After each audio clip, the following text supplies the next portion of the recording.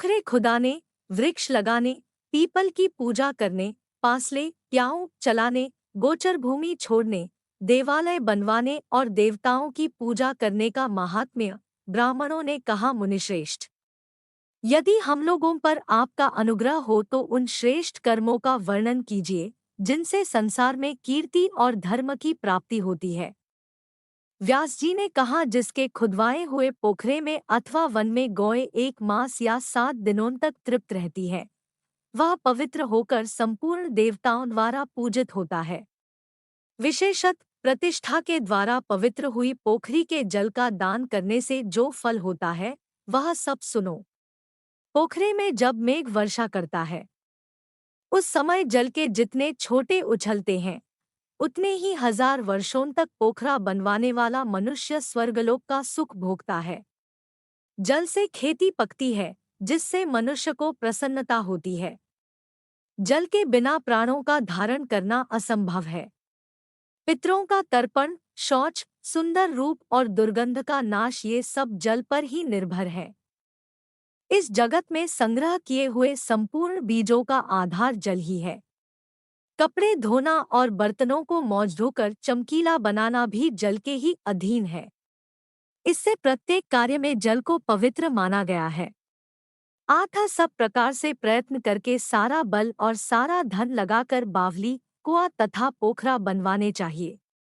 जो निर्जल प्रदेश में जलाशय बनवाता है उसे प्रतिदिन इतना पुण्य प्राप्त होता है जिससे वह एक एक दिन के पुण्य के बदले एक एक कल्प तक स्वर्ग में निवास करता है।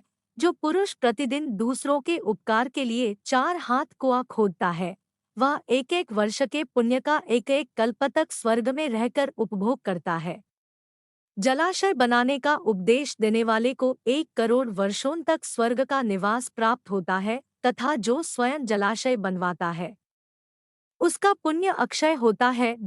पूर्वकाल को बात है, किसी धनी के पुत्र ने एक विख्यात जलाशय का निर्माण कराया जिसमें उसने 10,000 सोने की मुहरें व्यय की थी। धनी ने अपनी पूरी शक्ति लगाकर प्राणपण से चेष्टा करके बड़ी श्रद्धा के साथ संपूर्ण प्राणियों के उपकार के लिए वह कल्याणमय जलाशय तैयार कराया था। कुछ काल के पश्चात वह निर्धन हो गया। उसके बाद एक दूसरा धनी उसके बनवाए हुए जलाशय का मूल्य देने को उद्यत हुआ और कहा, मैं इस जलाशय के लिए 10,000 स्वर्ण मुद्राएं दूंगा। इसे खुदवाने का पुण्य तो तुम्हें मिल ही चुका है। मैं केवल मूल्य देकर इसके ऊपर अपना अधिकार करना चाहता हूँ। यदि तुम्हें लाभ जान पड़े तो मेरा प्रस्ताव स्वीकार करो। धनी के ऐसा कहने पर जलाशय निर्माण कराने वाले ने उसे इस प्रकार उत्तर दिया, भाई 10,000 का पुण्यफल तो इस जलाशय से मुझे रोज ही प्राप्त होता है।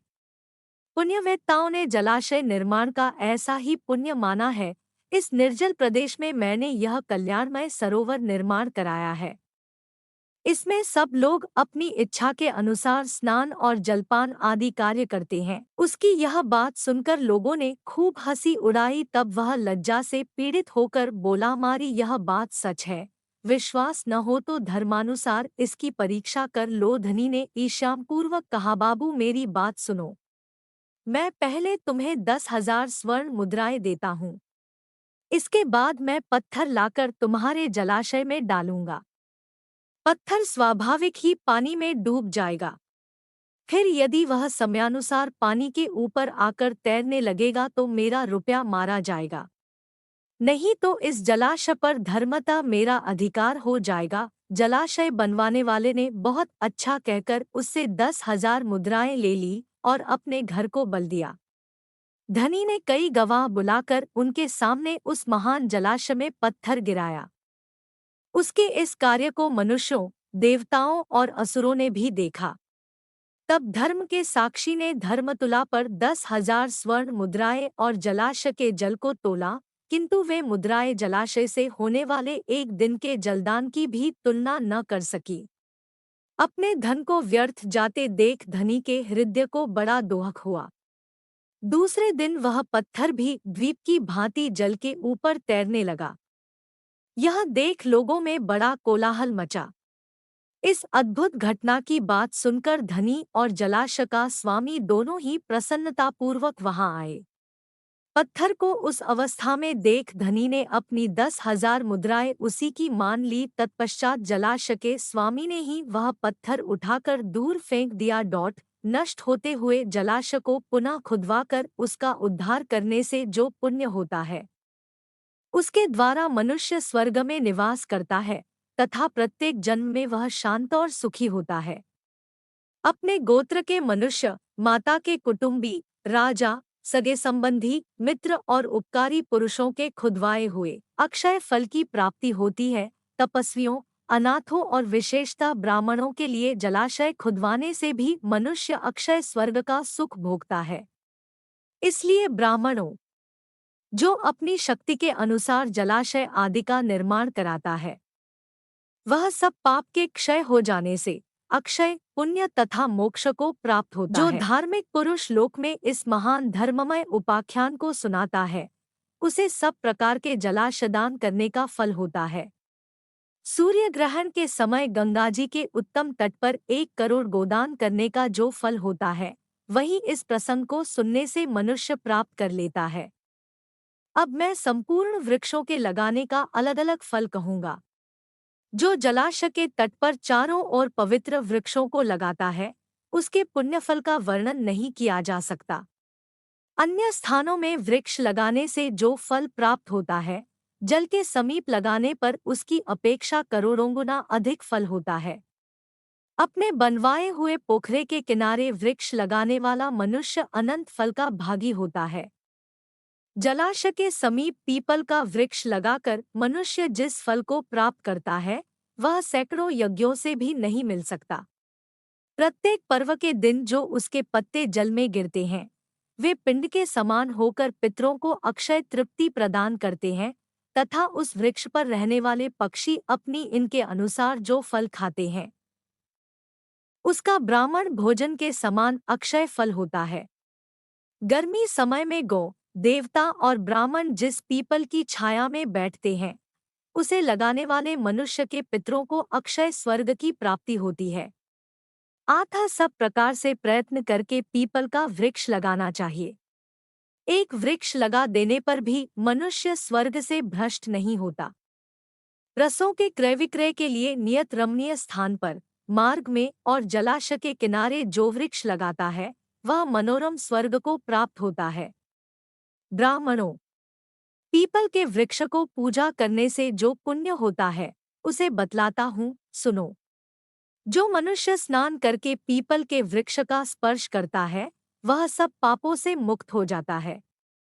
जो बिना नहाए पीपल का स्पर्श करता है, उसे स्नानजन्य फल की प्राप्ति होती है। अश्वत्थ के दर्शन से पाप का नाश और स्पर्श से लक्ष्मी की प्राप्ति होती है। उसकी प्रदक्षिणा करने से आयु बढ़ती। अश्वत्थ को हविष्य, दूध, नैवेद्य, फूल, धूप और दीपक अर्पण करके मनुष्य स्वर्ग से भ्रष्ट नहीं होता।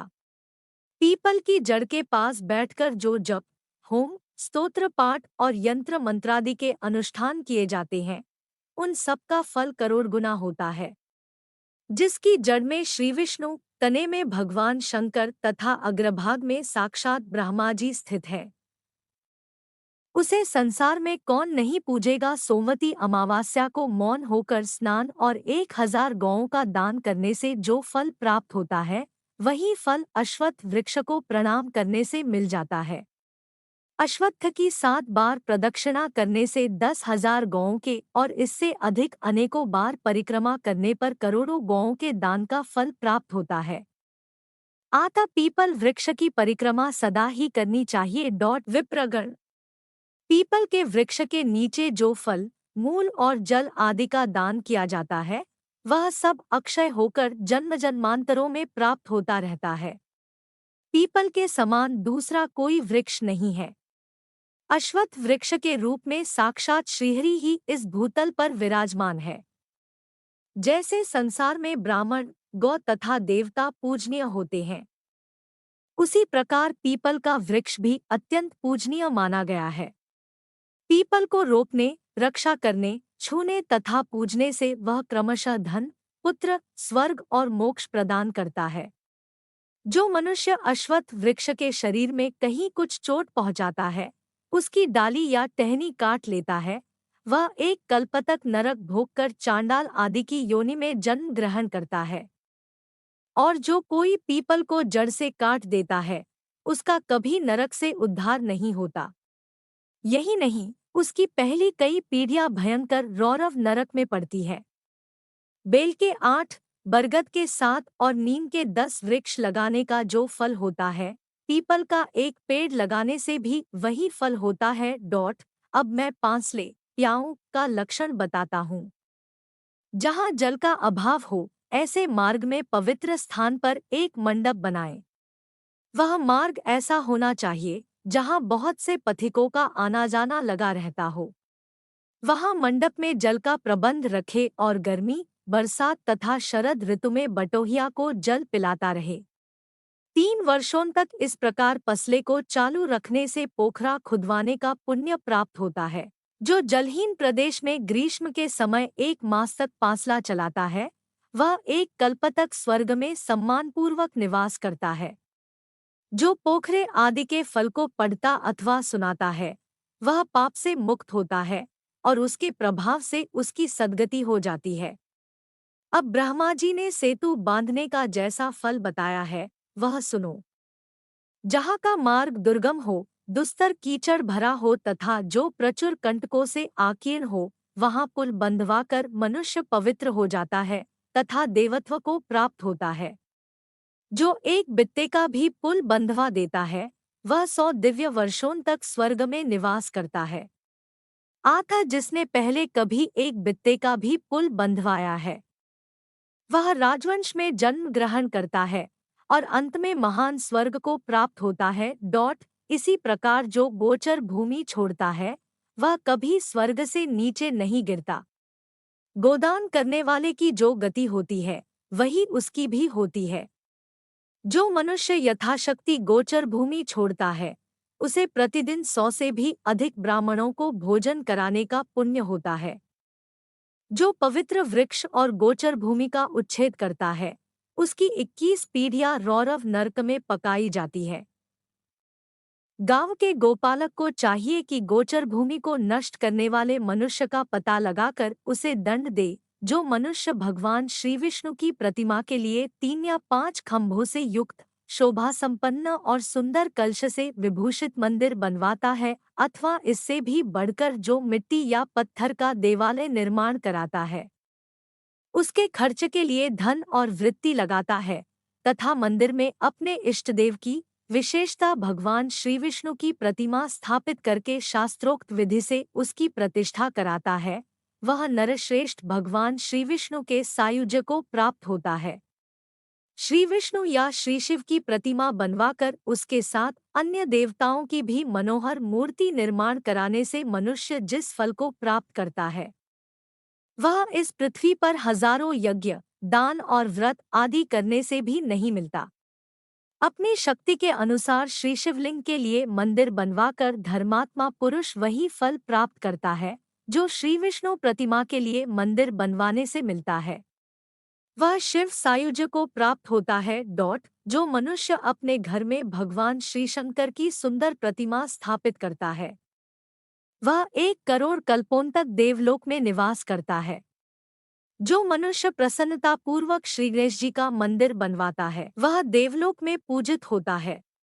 इसी प्रकार जो नरश्रेष्ठ भगवान सूर्य का मंदिर बनवाता है, उसे उत्तम फल की प्राप्ति होती है। सूर्य प्रतिमा के लिए पत्थर का मंदिर बनवाकर मनुष्य 100 करोड़ कल्प तक स्वर्ग भोगता है। जो इष्टदेव के मंदिर में 1 मास तक अहर्निश घी का दीपक जलाता है, वह उत्तम देवताओं से पूजित होकर 10,000 दिव्य वर्षों तक स्वर्गलोक में निवास करता है। तिल के अथवा दूसरे किसी तेल से दीपक जलाने का फल घी की अपेक्षा आधा होता है। 1 मास तक जल चढ़ाने से जो फल मिलता है, उससे मनुष्य ईश्वर भाव को प्राप्त होता है। शीतकाल में देवता को रुईदार कपड़ा चढ़ाकर मनुष्य सब दोहकों से मुक्त हो जाता है। देव विग्रह को ढकने के लिए 4 हाथ का सुंदर वस्त्र अर्पण करके मनुष्य कभी स्वर्ण से नहीं गिरता। उन्नति की इच्छा रखने वाले पुरुषों को स्वयंभू शिवलिंगों की पूजा करनी चाहिए। जो विद्वान एक बार भी शिवलिंग की परिक्रमा करता है, वह 100 दिव्य वर्षों तक स्वर्गलोक का सुख भोगता है। इसी प्रकार क्रमशः स्वयंभू लिंग को नमस्कार करके मनुष्य विश्ववंद्य होकर स्वर्गलोक को जाता है।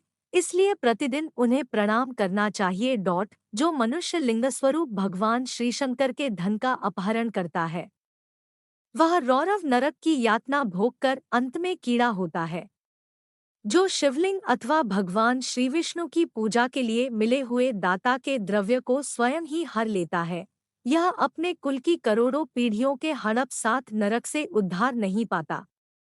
जो जल, फूल और धूप दीप आदि के लिए धन लेकर फिर लोभवश उसे उस कार्य में नहीं लगाता, वह अक्षय नरक में पड़ता है। भगवान शिव के अन्नपान का भक्षण करने से मनुष्य की बड़ी दुर्गात होती है। जो ब्राह्मण शिव मंदिर में पूजा को वृत्ति से जीविका चलाता है, उसका कभी नरक से उद्धार नहीं होता। अनाथ, दीन और विशेषतः श्रोत्रिय ब्राह्मण के लिए सुंदर घर निर्माण कराकर मनुष्य कभी स्वर्गलोक से नहीं गिरता। जो इस परम उत्तम पवित्र उपाख्यान का प्रतिदिन श्रवण करता है, उसे अक्षय स्वर्ग की प्राप्ति होती है तथा मंदिर निर्माण आदि का फल भी प्राप्त हो जाता है।